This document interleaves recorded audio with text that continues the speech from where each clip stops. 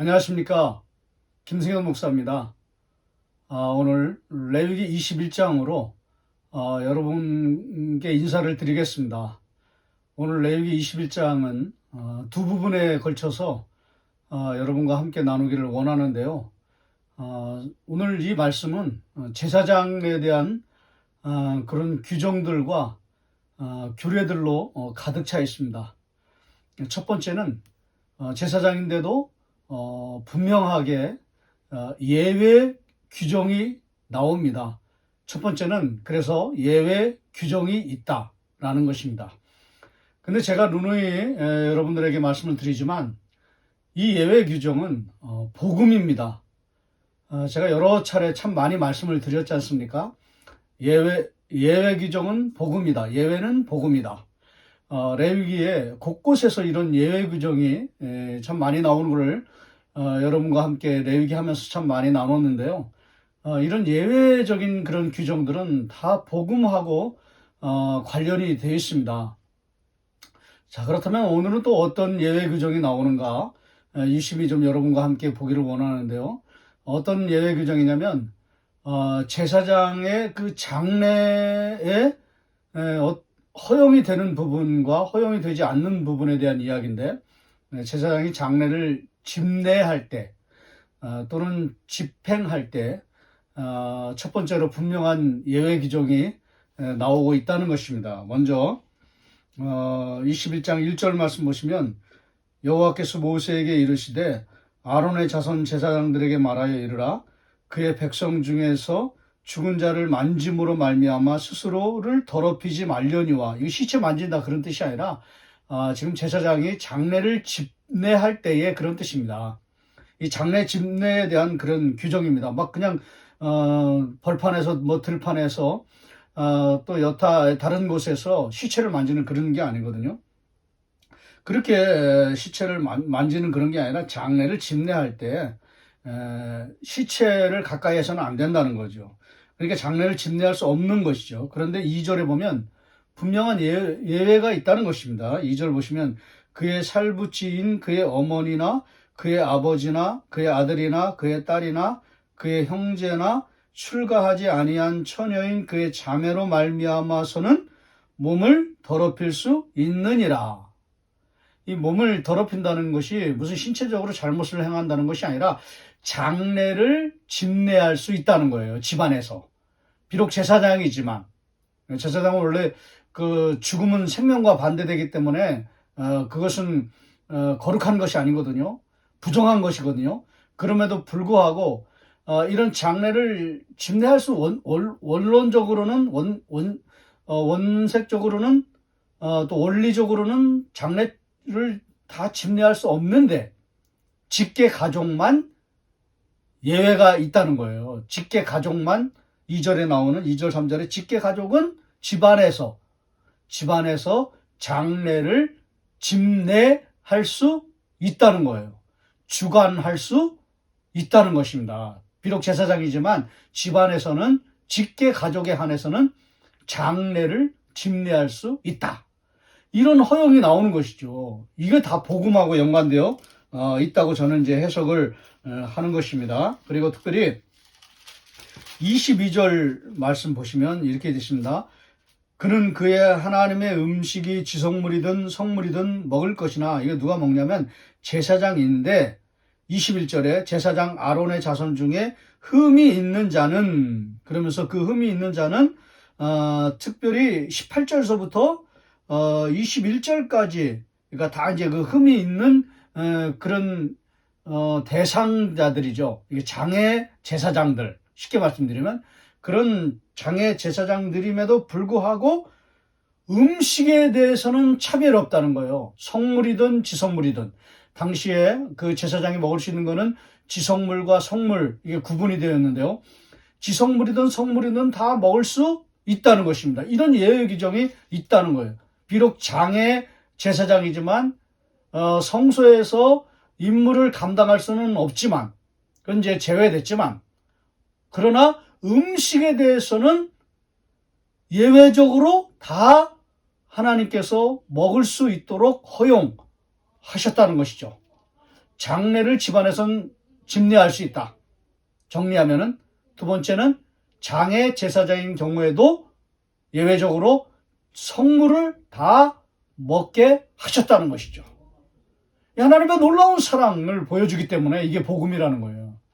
형용할 수 없는, 가히 측량할 수 없는 모든 원리와 원칙과 어떤 규정이 넘치고 난무하는 그 속에서 하나님의 형용할 수 없는 사랑이, 놀라운 사랑이 담겨 있는 복음, 이게 예외 규정이라는 것이죠. 오늘도 이런 놀라운 복음이 레위기서 특별히 21장에 장례 집례 제사장 집안에서 그리고 장애 제사장에게도 허용된 그런 성물을 먹을 수 있는 그런 허용, 이런 걸 통해서 하나님의 놀라운 사랑을 우리가 깨닫게 되는 것입니다. 그래서 레위기를 하면서는요, 복음이 무엇인가, 구약에 나타난 복음은 이런 것이다 라고 하는 것을 아주 잘 드러내는 것이 참 저는 좋은 해석이요 설교라고 생각을 하는 것입니다. 하나님의 놀라운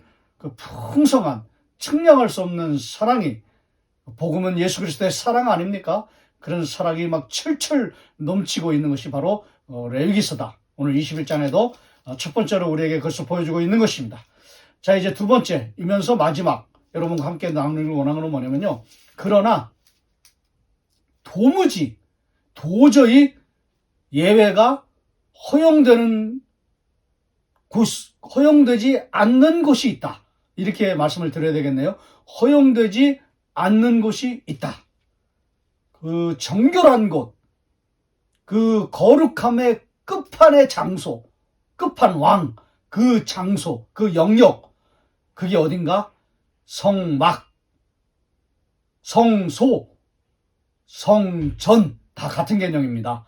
성전에서는 어떤 것도 허용되지 않는다라고 하는 것을 21장은 보여주고 있습니다. 비록 제사장이라도 도저히 성소에서는 어떤 것도 허용되지 않는다. 그만큼 정결하고, 그만큼 깨끗하고, 그만큼 거룩한 곳이 하나님의 성전, 성소, 성막이다. 이게 바로 성막론입니다. 성막은 어떤 것도 예외가 적용되지 않는 가장 끝판의 거룩한 곳, 가장 그 깊은 정결한 곳, 거룩한 곳, 그게 성전이다, 성막이다 라는 것이죠. 이걸 보여주거든요. 자, 그게 어떻게 21장에 참 아름답게 드러나 있는가를 여러분과 함께 이제 마지막으로 간단하게 말씀을 나누고 정리를 하겠습니다. 먼저 11절입니다. 11절에 보시면 어떤 시체든지 가까이 하지 말지니 그의 부모로 말미암아서도 더러워지게 하지 말며, 어떤 영역을 말하는 거예요. 자, 12절에 이제 그 영역이 나오는 거예요. 그 성소에서 나오지 말며 그의 하나님의 성소를 속되게 하지 말라. 이는 하나님께서 성별하신 관유가 그 위에 있음이니라. 나는 여호와니라. 놀랍게도 아무리 직계 가족이라도 성소에서는 장례를 집례할 수 없다는 거예요.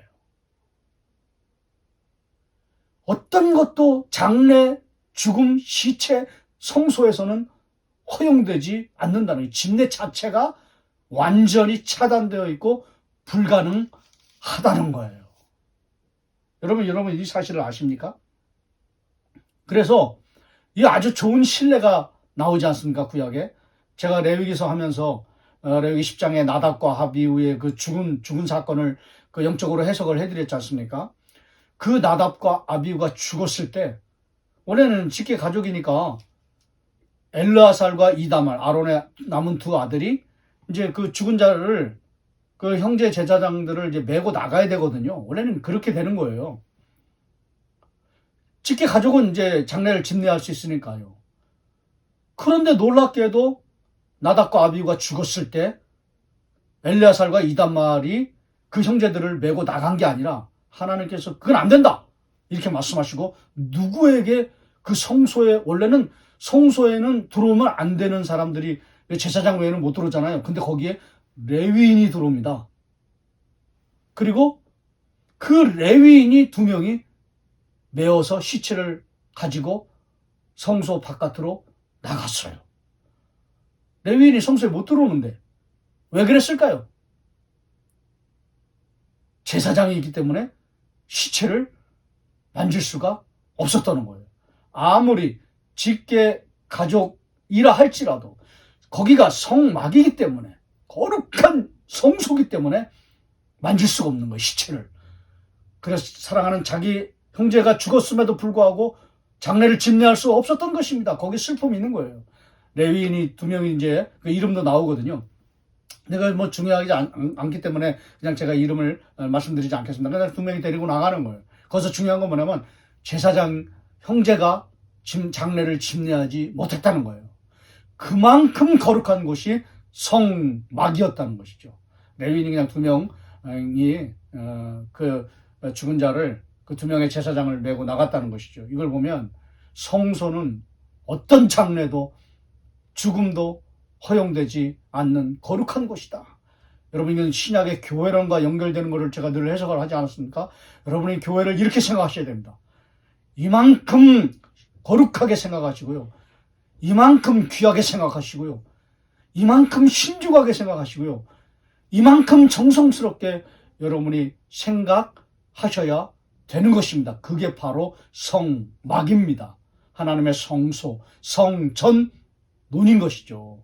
여러분, 21장은 그것을 우리에게 보여줍니다. 특별히 23절 말씀, 이제 마지막으로 23절 말씀 보시면 휘장 안에 들어가지 못할 것이요 제단에 가까이 하지 못할지니 이는 그가 흠이 있습니다. 요 흠이 있는 제사장들은 그 이제 17절서부터 이렇게 나오지 않습니까? 17절서부터 쭉 이제 나옵니다. 특별히 18절에 쭉 나오잖아요. 누구든지 흠이 있는 자는 그러면서 가까이 하지 못할지니 곧 맹인, 다리 저는 자, 이렇게 쭉 나오는 거예요. 장애 제사장들이죠. 흠이 있는 자들이. 이 사람들은 성소에 들어갈 수 없는 거예요. 성물이나 지성물은 다 먹을 수 있었습니다. 그러나 성소에는 장애가 있을 경우엔 들어가지 못했다는 것이죠. 여긴 약간 영적인 해석이 필요합니다. 왜냐하면 궁금한 질문이 여기는 반드시 나오기 때문에 장애인을 하나님이 차별하시는 거냐, 이렇게 반문할 수 있는 소지가 있기 때문에. 근데 여러분, 이게 차별이 아니라 그만큼 거룩한, 저는 이걸 어떻게 해석하냐면 차별이 아닌 여기가 성소, 성막이기 때문에 그런 거예요. 차별이 아니라 뭐예요? 성별. 성소니까 성별이죠. 성별 하시는 거예요. 거룩하게 하나님이 구별하시는 거예요. 이거를 인간적인 관점으로 막 이게 차별하냐 이렇게 생각하시면 안 되는 거예요. 그건 신앙이 없는 거예요. 믿음이 없는 거예요. 레위기를 제대로 보지 못하는 거예요. 레위기의 영적인 해석을 받아들이지 못하는 거예요. 그냥 인간적인 생각으로 넘어가 버리는 거예요. 레위기는 그런 게 아닙니다. 레위기는 하나님은 거룩하십니다. 하나님의 성막은 하나님이 친히 이름을 두신 것이고 하나님이 택하신 것이고 하나님이 특별히 구별하여 성별하여 놓으신 거룩한 장소 영역입니다. 성별하신 곳입니다. 이건 저의 해석입니다. 성막은 하나님이 특별히 성별하신 곳입니다. 적용을 말씀드리겠습니다. 이게 바로 교회입니다. 이게 바로 하나님의 전입니다. 우리가 성전입니다. 그리고 예수 그리스도가 성전입니다. 그런 신학적인 그런 일반적인 해석을 뛰어넘어서 성전에는 성별된 곳이라고 하는 특별히 이런 영적인 정신이 아주 강하게 흐르고 있는 것을 여러분이 아셔야 됩니다. 여러분이 받아들이셔야 됩니다. 그리고 성전을 경시 여기지 하지 마십시오. 경홀히 여기지 마십시오. 만홀히 여기지 마십시오. 성전을 사랑하시고 성전을 귀히 여기시고 성전에서의 그 장막이 세상에서의 첫날 만날보다 더 낫다라고 하는 이런 다윗의 중심, 이런 다윗의 이런 영적인 마인드, 이런 깊은 영성을 가지시고 하나님의 성전을 사랑하시고 하나님의 성전을 위해서 헌신하시고 하나님의 성전에서 충성하시는 저와 여러분 되시기를 주의 이름으로 축원합니다.